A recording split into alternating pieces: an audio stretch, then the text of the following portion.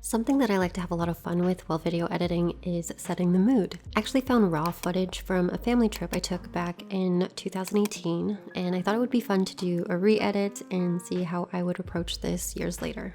First things first, when it comes to anything I'm editing, is what's the story? Whether I'm editing a project for myself or a client, having a clear idea of what kind of message or point I'm trying to convey makes the cutting process a lot easier and gives me a lot more structure because I know what kind of footage I will and won't add to my overall story, and I'll have a generalized order of events I'm trying to follow.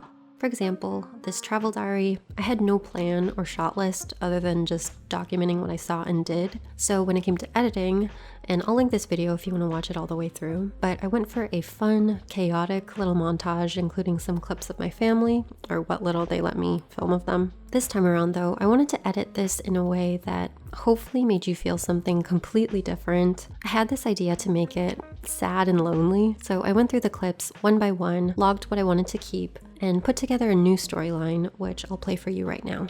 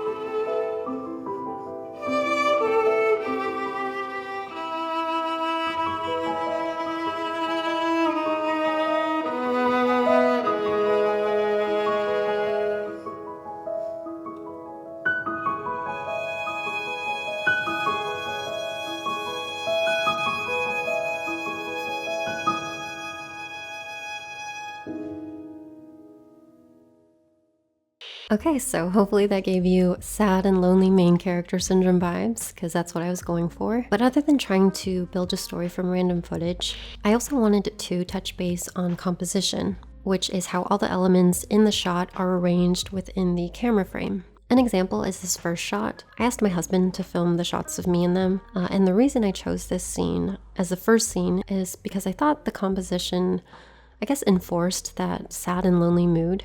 As you can see, I'm placed in the center, isolated from all these people in the background, and there's some interesting framing going on here with these poles. There's kind of an illusion of symmetry, drawing the eye to the subject in the center, and scenes like this always provide a lot of impact for me, you could say. This shot, for example, very similar, with the sky in the center being framed by the foliage, this backlit shot of me indoors, and me again standing on this rock framed by the trees. I could go on and on about composition, but that's just one way that I try to get the viewer to feel something.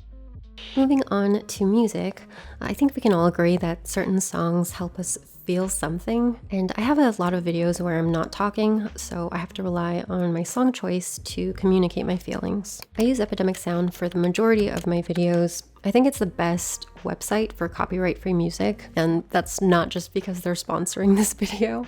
It's basically a music licensing site with a huge library of songs. I think it's like 35,000 songs and like 90,000 sound effects, but I've been using it for years. I've tried other sites, and I just don't think anything else has as great a song selection or is as regularly updated as this one. Since I've used it for so long, I usually find new music pretty quickly.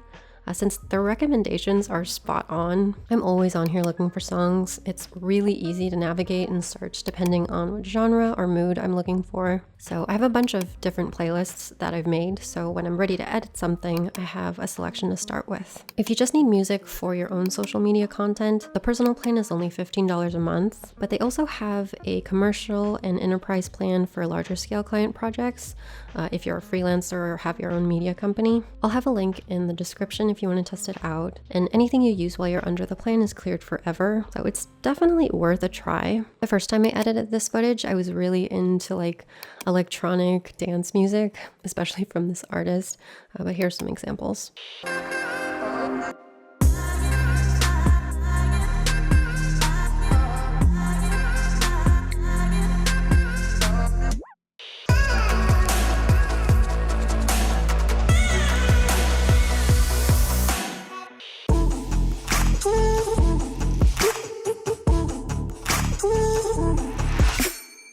I found all those songs on Epidemic Sound, but for the re-edit, I wanted to try a different genre, so I searched under the acoustic section under solo instruments until I found this song. The piano and violin felt very somber in a very romanticized type of way, and that's the atmosphere I was going for. Next is pacing and timing, and I usually rely on my music to set the rhythm of my edits, so syncing my scene changes to my music is just something I've always done. I think it adds a more dramatic effect rather than just letting the music play without any relation to the scene. An example would be this point in the song. There was this rising note that starts right here. And so I used the motion of my hands being raised in the air like I'm some sort of music conductor to further that impact, along with very quick, almost snapshots of the previous scenes, and then ending the video with my hands above my head and cutting to black at the last note of the song. I talk about this more in depth in another video if you want another demonstration, but you get the idea. Lastly, experimenting with color. Just like music, I believe colors also play a huge part in our emotional response to things, and I definitely like to make use of that in my editing. When I think of sadness or isolation, I tend to associate that with the color blue. So when I was color grading, I tried to keep the temperature on the blue, cooler side of things. However, I also didn't want that lonely feeling to be the only feeling, so I tried to include a lot of green, using all the shots of nature. A little bit of the shadows also have some green. Green for me just means growth and renewal. All of the foliage also looked so full and healthy, and I thought, what better way to signify that even though being alone can make us feel a little downhearted, it's also an opportunity to grow and heal on our own in a way that will lead us to something new. I hope that made sense and that you found this video helpful or at least entertaining. Let me know if you have any questions. Thank you for watching, and I will see you in the next video.